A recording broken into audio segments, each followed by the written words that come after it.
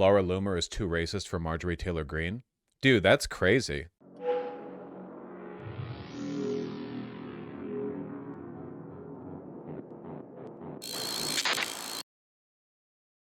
This is like the greatest beef of all time. Wasn't Donald Trump with Laura Loomer on Trump Force One before the debate?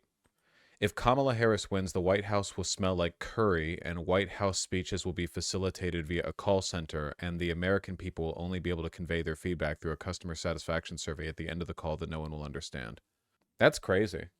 That's pretty straightforward, huh? Me when I'm Hitler? Yeah.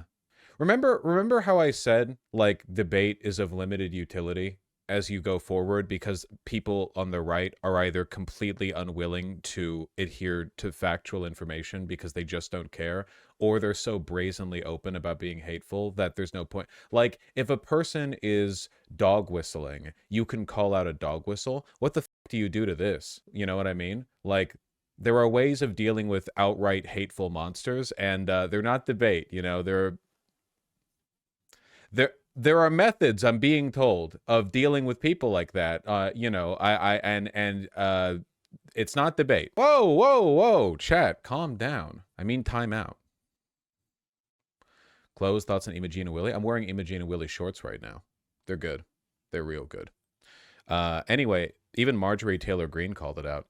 This is appalling and extremely racist. It does not represent who we are as Republicans or MAGA. You know what I think is like really, really, really smart as an electoral strategy? I think that Republicans should be very racist against people from the most populous country on earth.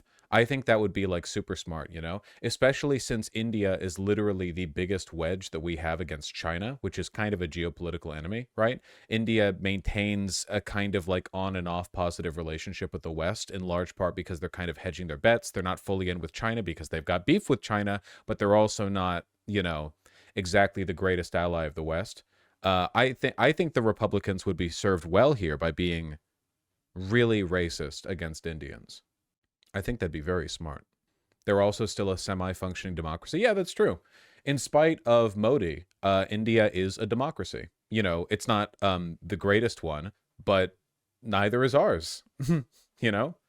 Weird behavior. I've said this before. What do you think this was meant to accomplish? Is this just stupid right-wing virtue signaling? No. It's the opposite. Like I've said, this is like the progression path, at least with the Republican Party today.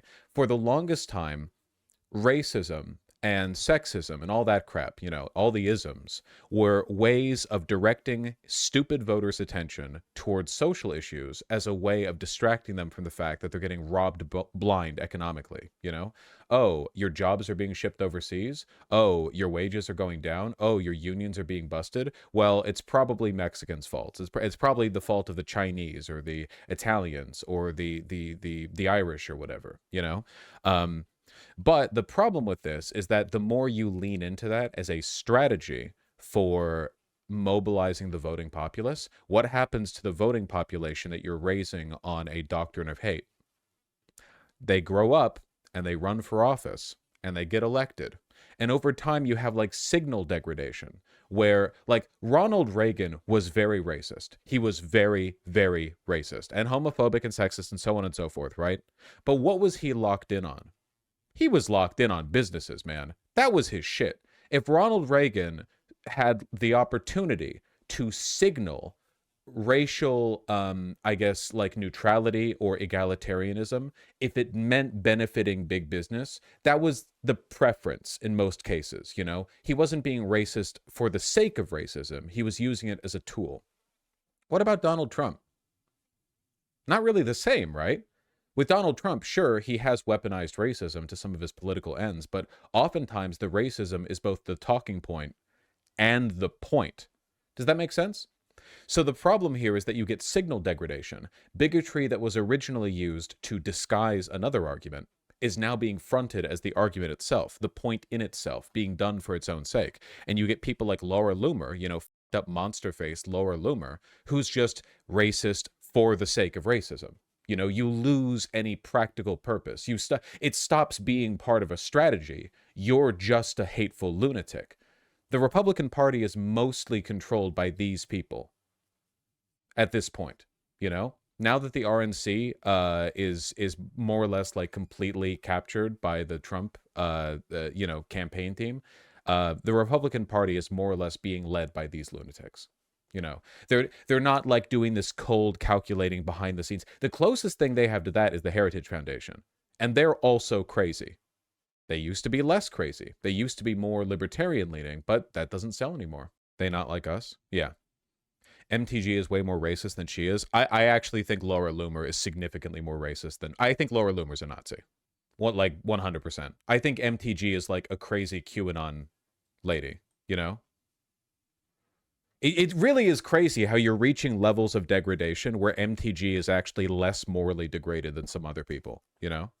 At least MTG is committed in being like a lunatic QAnon Karen type, right? Like that's actually her shit. That's real, you know?